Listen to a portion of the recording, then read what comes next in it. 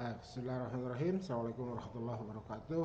Uh, para mahasiswa yang saya cintai dan saya banggakan, alhamdulillah pagi ini kita bisa berjumpa dalam satu uji coba instrumen ya perkuliahan kita.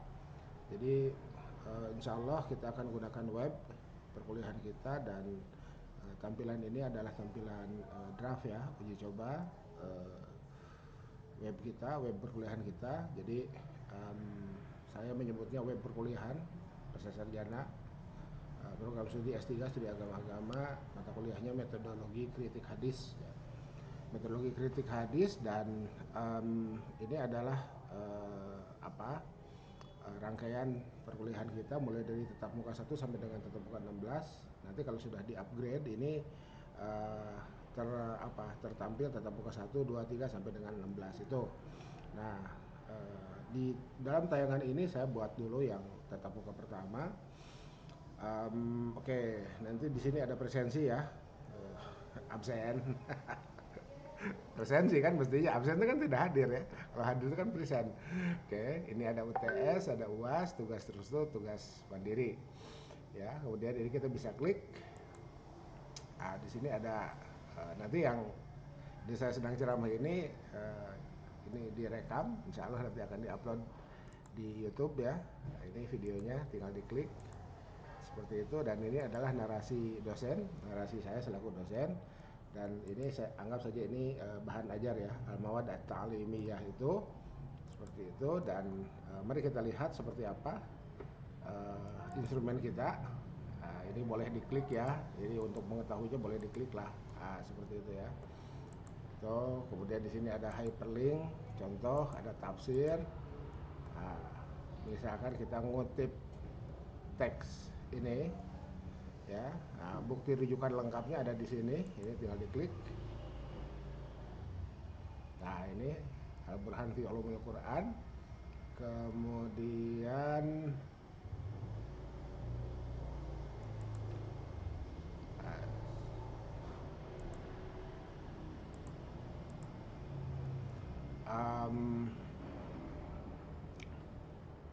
bukti rujukan halamannya, klik. Ini ya, at-tafsir, ilmun, yorohu bihi, dan seterusnya itu ya. Oke. Nah, yang ini juga sama, silahkan diikuti. Nah, kemudian ini adalah bahan ajar kita ya. Bahan ajar dalam saya masukkan ke dalam narasi dosen. Nah, bahan ajarnya kan di sini ya. Itu. Maka ini bentuknya PowerPoint, di embed, disematkan melalui Google Slides ya. Dan seperti inilah tampilannya. Nah, jika kita ingin tampilannya dalam bentuk full screen, kita bisa klik ini, masuk ke layar penuh. Itu ya, masuk ke layar penuh. Mari kita lihat slide pertama. Inilah slide pertama. Output metodologi kritik hadis itu adalah ini, ya, kecuali mutawatir. Ya, jadi dimulai dari ahad. Kenapa? Karena mutawatir itu di luar wilayah kajian kritik hadis. Kita menggunakan yang mainstream dulu ya, mainstream ulumul hadis ya. Itu seperti itu. Nah, jadi kalau dilihat dari jumlah jalur periwayatan hadis itu terbagi dua, mutawatir dan ahad. Dan mutawatir itu di luar wilayah kajian kritik hadis. Nah, kritik hadis itu dimulai dari ahad. Nanti kita akan melihat mulai dari status. Status itu makbul dan mardud. Dan dari status masuk ke kualitas. Yang makbul kualitasnya ada dua, sahih dan hasan. Yang mardud itu daif. Nah, indikatornya yang sahih itu ternyata ya dari sumber-sumber yang saya baca ya, itu ternyata, nah, kesini dulu deh, dari sahih ke sahih ilizatih ya. Jadi saya aktifkan pena, ini ya. Jadi dari sahih ke sini dulu. Jadi yang dengan sahih itu adalah sahih ilizatih. Nah, sementara sahih yang kedua adalah sahih li ghairihi, itu adalah hadis hasan yang kasratul turuq ya, kasratul turuq. Jadi adalah kalau untuk yang sahih itu tamud dabti, kalau untuk hasan adalah qalilud dabti, tetapi karena kasratul turuq maka naik menjadi sahih li ghairihi, itu seperti itu. Berikutnya adalah hasan. Hasan juga sama, eh, ada Hasan li dzatihi, ada Hasan li ghairihi, dan ini adalah indikatornya. Jadi definisi hadis hasan itu adalah hasan li dzatihi sebetulnya. Nah, hasan li ghairihi adalah hadis dhaif, dan dengan kasratul turuq ini ya, sama dengan hadis sahih li ghairihi, itu hadis dhaif yang kasratul turuq naik menjadi hasan li ghairihi. Oke, berikutnya yang mardud itu secara umum disebut dengan hadis dhaif, ya. Nah, penyebab dhaif itu adalah gugur sanad, ya. Ada tercelanya rawi, ini seperti ini. Nah, gugur sanad terbagi dua, ada gugur sanad zahir, ada gugur sanad khafi. Tercelanya rawi ada dari aspek dobit dan ada dari aspek adalah. Dan inilah hasilnya, ya. Oke, ya. Inilah hasilnya, mulai dari mu'allaq, ya, mulai dari mu'allaq sampai maudu, ya, sampai maudu. Di sini ada saya sebutkan dinamis dan statis, ya.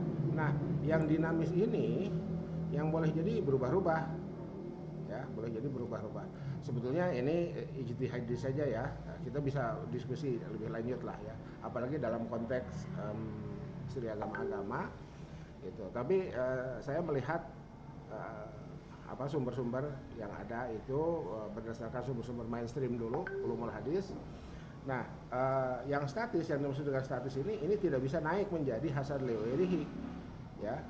Uh, Mana yang ini, yang tiga nih, munkar, matruk, dan maudhu.